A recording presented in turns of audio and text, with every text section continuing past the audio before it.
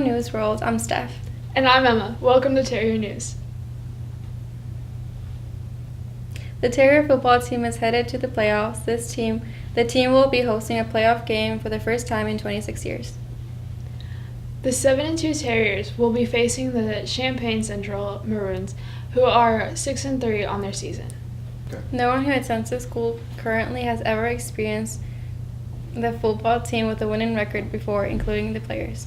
The players are being faced with a new challenge that no one could prepare them for, except their coaches, especially their head coach, Brian Lee, who has coached many playoff teams before, taking the job here at CCHS 4 years ago. But the reason that it's different is it's tiered up for a long time.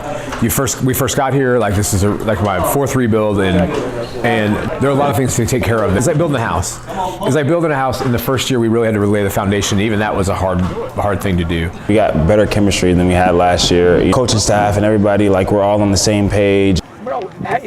Chemistry and people playing for each other this year more. Not too cocky about being 7-2 this year.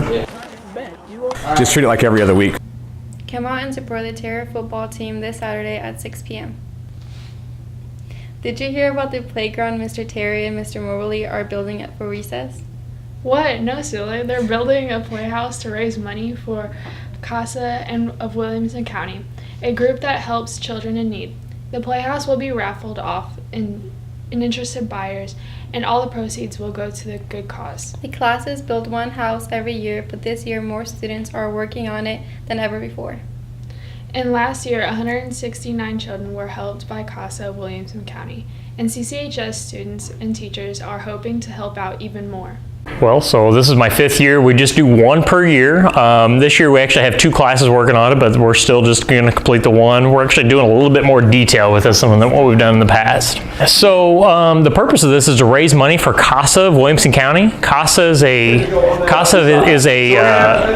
case advocacy group for foster children. All right, Chris, we're going to make sure that plywood, we will cut it to fit like from the peak down to here. We'll cut that, but then we're going to... I could say the most interesting process with this project is learning the basics of doing it, because it's complicated in some ways, but once you get the basics in, it'll be pretty simple.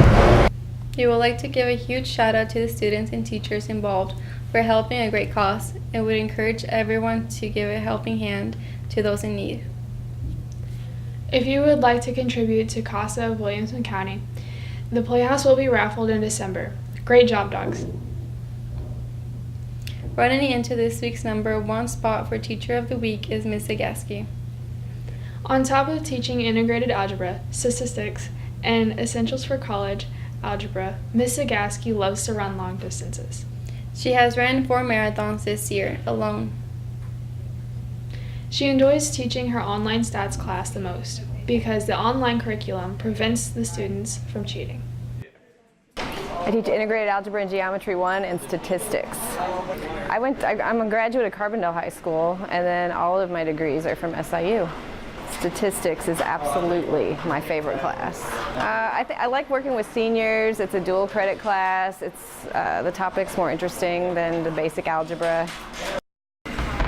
I run and exercise, and I'm about to join the roller derby team. I'm going to run a marathon in 3 weeks. This will be my 4th marathon this year. Miss Zagaski got her bachelor's, master's, and doctorate degrees from SIU. You can find Miss Zagaski in room D113 or lab C103. Have you ever visited the Bucky Dome located in 407 South Forest Avenue in Carbondale? I haven't. What is it exactly? Well, the Bucky Dome is a geodesic dome that was created by Art Buckminster Fuller, and he was convinced that it would be the home of the future. Oh wow, that's really cool. What else is there to know about the Bucky Dome? Well, Buckminster Fuller was born in 1895 and died in 1983, and he lived in the Bucky Dome with his wife Anne from 1960 until 1971. Mr. Terry led us in some more history behind the Bucky Dome. And just because of this, it supports itself without using much weight. He made it, it's a big dome made out of hexagons. It's like structurally very nice. Just shows the importance and just the amazing things that we have going on in our architecture department at SIU, and even still today. It's a big eyesore, first of all, but it also gives members of the community something to look after and keep them engaged and feel a part of something. Wow, the Bucky Dome sounds really interesting. I might have to go visit it sometime. Maybe it will become the home of the future, like Mr. Buckminster predicted. Have you ever wondered what happens when you throw teachers in a kitchen and give them a common goal? Well, you have round 2 of the Teacher Olympics. This Monday we rounded up 4 of our teachers who were willing to take on the heat of the kitchen, an hour teacher bake-off. Our 4 contestants were made up by Mr. Apple, Miss Mueller, and Miss Pachensky, and Mr. Taylor. Each brought their own competitive spirit. Are you a very competitive person? Unfortunately, I am a competitive person. Yes. No. Okay. In fact, I'm one of those people, I'm always happy with second place. Sometimes fourth is good.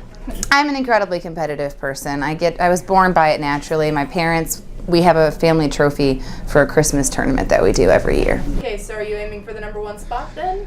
I'm just hoping to make a edible product.